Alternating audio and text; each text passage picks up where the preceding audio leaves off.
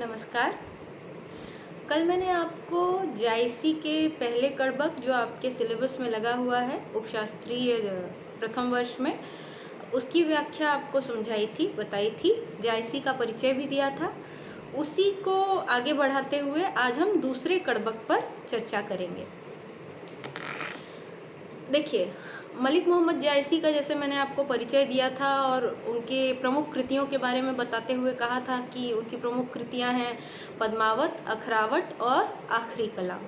तो ये जो दो पद या दो कड़बक जो लिए गए हैं, ये दोनों ही पद्मावत से लिए गए हैं। और जो आपने पहला कड़बक पढ़ा था वो पद्मावत के शुरू के, जब ग्रंथ शुरू होता है, जब वह महाकाव्य शुरू होता है, उसमें आता है। और ये जो मैं कड़बक पढ़ने जा रही हूँ, ये कहानी के खत्म होने के बाद उसके अंत में यह कड़बक आता है। पद्मावत, चूंकि यह कड़बक जो है पद्मावत से संबंधित है, तो थोड़ा सा पद्मावत क्या है, उसकी कहानी क्या है, उसके कैरेक्टर्स कौन कौन से हैं, उस पर बात कर लेना ठीक रहेगा। देखिए, पद्मावत जैसे मैंने बताया था आपको, सूफी प्रेमाख्यानक काव्यधारा के अंतर्गत आने वाला एक बहुत ही जिसे कहा जाए बहुत ही प्रमुख या बहुत ही इम्पोर्टेंट जिसे कहा जाए, उस तरह का महाकाव्य है। और इसको अवधी भाषा में लिखा गया है। ज़्यादातर प्रेमाख्यानक काव्य जो है अवधी भाषा में लिखे गए हैं। तो इसकी रचना 1540 विक्रम संवत के आसपास हुई है, और उसमें आप जोड़ लीजिए तो ये लगभग 1597 ईस्वी के आसपास यह कृति की रचना बताई जाती है। और इसकी कहानी पर जब हम चर्चा करेंगे तो चर्चा करते हुए हम यह जानेंगे कि जो इसके मुख्य पात्र हैं, पूरी कहानी तो हम यहाँ पे बहुत डिटेल में नहीं बताएंगे, आपसे अनुरोध करेंगे कि आप लोग जाकर इसको खोजिए, पढ़िए अपने से। जिसके प्रमुख पात्रों में इसके जो आते हैं वो है रानी पद्मावती, रतन सेन, और जो चित्तौड़ के महाराज रहे हैं, चित्तौड़ के राजा रहे हैं, सिंघल द्वीप की रानी रही है रानी पद्मावती, और हीरामन तोता रहा है, हीरामन सुआ यानी सुग्गा रहा है, जो कि रानी पद्मावती का सुग्गा था। और जो कि बहेलियों में फंस जाने के कारण एक बार क्या हुआ कि राजा रतन, ये रानी पद्मावती सिंघल द्वीप में रहती थी, उन्होंने एक तोता पाला हुआ था। और वो तोता जो है, एक बार ऐसा हुआ कि रानी आसपास नहीं थी और बिल्ली के डर से वह तोता वहाँ से उड़ा और उड़कर जाकर बहेलियों के जाल में फंस गया। वहाँ से जब वह मुक्त हुआ तो राजा रतन सेन के पास पहुँचा, और राजा रतन सेन के पास जाकर उसने रानी पद्मावती के रूप, गुण, माधुर्य, लावण्य सबकी चर्चा की, उनकी खूबसूरती का बखान किया, जिसे सुनकर राजा रतन सेन, जिनका पहला विवाह रानी नागमती से हो चुका था, बहुत ही अधिक प्रभावित हो गए। इतने अधिक प्रभावित हुए कि वह जंगल में योगी बनके फिरने लगे और सिंघल द्वीप की तरफ निकल पड़े रानी पद्मावती से मिलने और उन्हें देखने के लिए। जब वह सिंघल द्वीप पहुँचे, जब उन्होंने प्रथम बार रानी पद्मावती को देखा तो देखते ही वह मूर्छित हो गए, बेहोश हो गए। उसके बाद उन्होंने सिंघल द्वीप पर विजय प्राप्त की, रानी पद्मावती से विवाह किया, और जब एक पक्षी के माध्यम से रानी नागमती, उनकी पहली पत्नी ने अपनी विरह व्यथा को, रानी नागमती का विरह, जिसे 12 जो है कि ऋतुओं के आधार पर उन्होंने अपनी विरह व्यथा का वर्णन करते हुए जो है एक पक्षी के माध्यम से संदेश जब भिजवाया, तो उनकी विरह व्यथा को सुनकर, पढ़कर जो है राजा रतन सेन रानी पद्मावती के साथ चित्तौड़ वापस आ गए। चित्तौड़ वापस आने के बाद उनका एक मंत्री था जो कि तांत्रिक भी था और जो थोड़ी दुष्ट प्रवृत्ति का था, उसका नाम था राघव चेतन। राघव चेतन से कुछ मनमुटाव हो जाने के कारण राजा ने उसको अपने महल से निकाल दिया, देश निकाला दे दिया।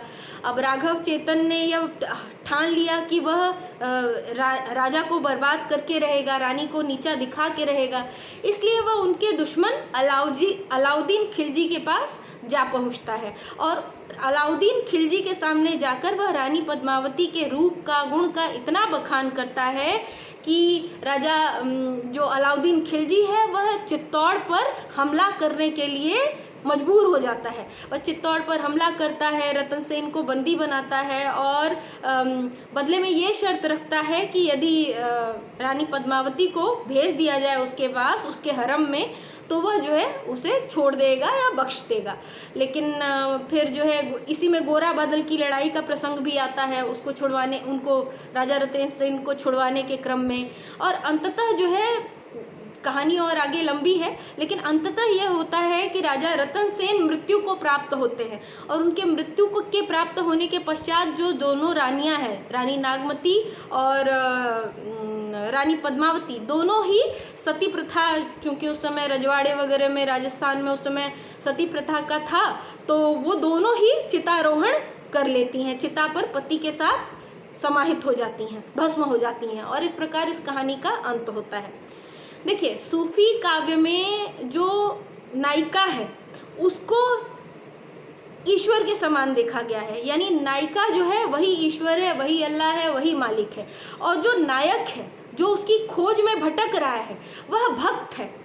यह भक्त और भगवान के संयोग जो है, भक्त और भगवान के संयोग के बीच बहुत सारी माया आती है बीच में, जिसे हम कहते हैं माया है, लोभ है, लोभ है, मोह है, काम है, लालच है, मत्सर है, ये सब क्या है, ईर्ष्या है, द्वेष है, ये सब माया का अंग है। तो ये जो दुनियादारी है, ये सभी कुछ माया है। तो भक्त और भगवान के मिलन के बीच में ये जो माया आती है उसका भी इसमें जिक्र किया गया है। तो यहाँ पे इस तरह से आप देखिए कि चूंकि यह सूफी काव्य है, तो यहाँ जो रानी पद्मावती है वो कहीं ना कहीं ईश्वर के समान उन्हें दिखाया गया है, और जो खोज में उनकी राजा रतन सेन योगी बन के निकला है उसे एक भक्त के समान दिखलाया गया है कि अपने ईश्वर की खोज में वह भक्त के समान दुनियादारी के झंझटों से को त्यागता हुआ, एक एक उसका कांटा उखाड़ता हुआ किस तरीके से भक्त भगवान से मिलन करता है, ये सारी चीज़ों को इसमें दिखाया गया है। अब आते हैं हम अपने पद पर। पात्रों से आपको अवगत करा देना इसलिए ज़रूरी था क्योंकि इसमें उन पात्रों का नाम आता है। अगर आप कहानी से परिचित हैं तो आप पद को अच्छे बेहतर ढंग से समझ सकते हैं। पहले मैं आपके लिए पद पढ़ देती हूँ। मुहम्मद कवि यह जोरी सुनावा, सुना जो प्रेम पीर गा पावा। मुहम्मद कवि यह जोरी सुनावा, सुना जो प्रेम पीर गा पावा। जोरी लाई लरकत कै लेई, गाढ़ी प्रीति नयनन जल भेई। औ मन जानी कबित अस कीन्हा, मकु यह रहे जगत मह चीन्हा। कहाँ सो रतन सेन अब राजा, कहाँ सो रतन सेन अब राजा। कहाँ सुआ अस बुद्धि उपराजा, कहाँ अलाउद्दीन सुल्तानु। कह राघव जय कीन्ह कानू, कह स्वरूप पद्मावती रानी। के कोई न रहा जग रही कहानी। आगे है, धनी सोई जस कीरति जासु, फूल मरे पर बरे न बासु। इस पद का जी सबसे इम्पोर्टेंट, जो सबसे मुख्य जो पंक्ति है, वो जिसकी व्याख्या करने के लिए आपको बार बार पूछा भी जाता है परीक्षाओं में, फूल मरे पर मरे न बासु। आगे फिर पढ़ देती हूँ मैं आपके लिए। धनी सोई जस कीरति जासु, फूल मरे पर मरे न बासु। के न जगत जस बेचा, के न लीन जस मोल। जो यह पढ़े कहानी, हम समरे दुई बोल। ये आपकी का पूरा ये कड़बक है। अब मैं एक एक पंक्ति पढ़ूंगी और उसके बाद उसका अर्थ आपको समझाते हुए चलूंगी। देखिए, मोहम्मद कवि यानी मलिक मोहम्मद जायसी कहते हैं कि मैंने ये जो कविता है, मोहम्मद कवि यह जोरी सुनावा, सुना जो प्रेम पीर गा पावा। ये जो पूरी पद्मावत की कहानी है, यह प्रेम की पीर, प्रेम की पीड़ा, प्रेम के महत्व का प्रतिपादन करती है। तो इसमें यही कवि कहते हैं कि जो मोहम्मद कवि हैं, यानी जो कवि हैं, उन्होंने यह बहुत जोड़कर, बहुत रचकर इस कविता को लोगों को सुनाया है या उसकी रचना की है। और जिसने भी यह सुना है जिसने भी उनकी यह रचना सुनी है वह प्रेम की पीर को गाता है। सुना जो प्रेम पीर गा पावा, यानी जो भी उनकी इस कविता को सुनता है वह प्रेम की पीर का वर्णन करने लगता है, प्रेम की पीर को प्रेम को समझने लगता है, प्रेम की पीड़ा को समझने लगता है, प्रेम के महत्व को समझने लगता है और उसका बखान करने लगता है। आगे वह कहते हैं कि कैसे मैंने इस महाकाव्य का निर्माण किया। ये ऐसे ही नहीं हुआ, इसमें मेरा खून और आंसू और खून दोनों ही लगे हैं। देखिए, जोरी लाई रकत के लेई कहते हैं तरल या चिपकाने वाले पदार्थ को। जैसे हम गाँव में ये होता है ना कि पर्चे चिपकाने के लिए आटे में पानी डालकर उसका घोल बनाकर थोड़ा सा आग पर पका लेते हैं और उसको लेई कहते हैं। तो लेई यानी चिपकाने वाला पदार्थ। तो कहते हैं कि जोरी लाई रकत के लेई गाढ़ी प्रीति नयनन जल भेई, यानी कि मैंने इस काव्य का निर्माण कैसे किया है, अपने रक्त से किया है। रक्त की लेई इसमें लगाकर इसे जोड़ा है और गाढ़ी प्रीति यानी गाढ़े प्रेम रूपी आंसुओं के जल से भिगो कर मैंने इसे लिखा है। आंसुओं के जल की स्याही बनाई है, रक्त की स्याही बनाई है और इसे लिखा है। देखिए, ये कहने का तरीका है, जैसे हम कोई काम करते हैं तो हम कहते हैं कि इसमें मैंने अपना खून पसीना लगाया है।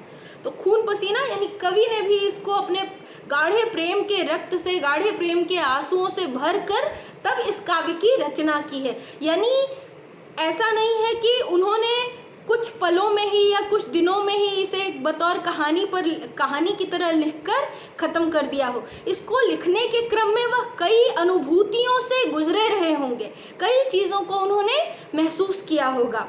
आगे वह कहते हैं, ओ मन जानी कबित अस कीन्हा, मकु यह रहे जगत मन मह चीन्हा।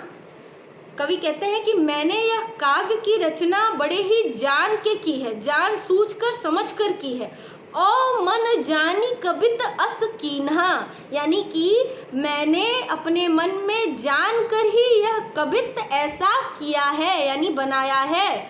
मकु यह रहे जगत मह चीन्हा, मेरे न रहने पर भी यह मेरी पहचान बनकर जगत में चिन्हा जाएगा, यानी पहचाना जाएगा। मेरे न रहने पर भी मेरा यह कार्य मुझे प्रतिष्ठा दिलाएगा। यह जानकर, सोचकर, समझकर मैंने इस काव्य की रचना की है। आगे वो कहते हैं कि देखिए, वही कहते हैं कि चीज़ें बीत जाती हैं लेकिन काम रह जाता है, आदमी अपने काम से अमर हो जाता है। वही इसमें कहते हैं, कहाँ सो रतन सेन अब राजा, अब तो वो रतन सेन राजा भी नहीं रहा। कहाँ सुआ अस बुद्धि उपी राजा, कहाँ वो बुद्धिमान तोता हीरामन तोता भी नहीं रहा अब तो। कहाँ अलाउद्दीन सुल्तान, अब वह अलाउद्दीन सुल्तान भी नहीं रहा जिसकी वजह से लड़ाई हुई। कहाँ राघव जय कीन्ह बकानू, अब वह राघव चेतन नाम का वो मंत्री भी नहीं रहा जिसने अलाउद्दीन से जाकर रानी पद्मावती के रूप का बखान किया, जिसकी वजह से सारी लड़ाई हुई। फिर कह स्वरूप पद्मावती रानी, अब वह पद्मावती रानी भी नहीं रह गई जिसकी वजह से जो केंद्र में थी, जिसके वजह से राजा रतन सेन जो है अपनी पत्नी को छोड़कर जंगल जंगल योगी बन के भटके और अलाउद्दीन ने हमला किया और अंततः उनका जो है कि जिस तरफ वो बढ़े वो था मृत्यु।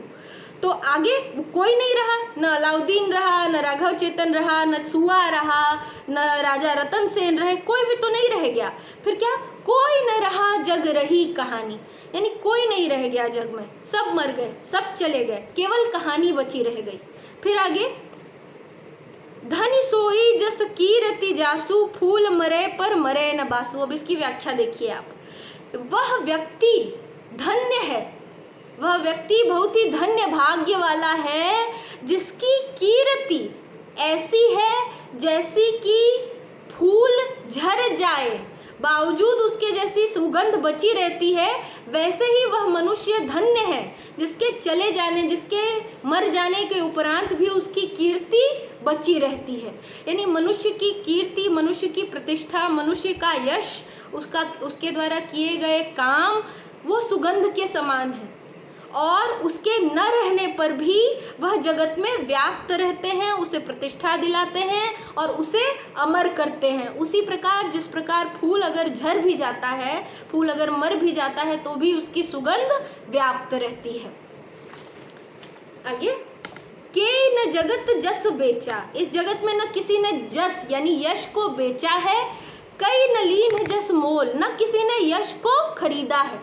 देखिए कुछ चीज़ें ऐसी होती हैं जिनको आप भौतिक साधनों के माध्यम से ना खरीद सकते हैं ना बेच सकते हैं। आपकी भावनाएं जिसमें आप प्रेम है, आपका यश है, प्रतिष्ठा है, मान है, सम्मान, ये सब चीज़ें आपके कर्म से आती हैं। आप जैसा कर्म करते हैं आपको वैसा ही परिणाम मिलता है। तो वही कहते हैं कि के न जगत जस बेचा, इस जगत में कोई ऐसा नहीं है जिसने यश को बेचा हो, न कोई ऐसा है कि यश को खरीदा हो। यानी ये आपके कर्म से आपको मिलता है, आपके कार्यों से आपको मिलता है। जो यह पढ़े कहानी हम सुबरे सवरे दुई बोल, जो भी यह कहानी यानी जो भी यह महाकाव्य, जो भी यह पद्मावत पढ़ लेता है वही मुझे दो बोल बोल कर याद कर लेता है, वही मुझे दो शब्दों में याद कर लेता है, इसी से मेरा यश बन गया, गति बन गई। यानी कवि की या किसी भी रचनाकार की गति इसी चीज़ में है कि उसकी रचनाओं को जनता किस रूप में याद करती है और कितना वह प्रसिद्ध है अपनी रचनाओं के माध्यम से।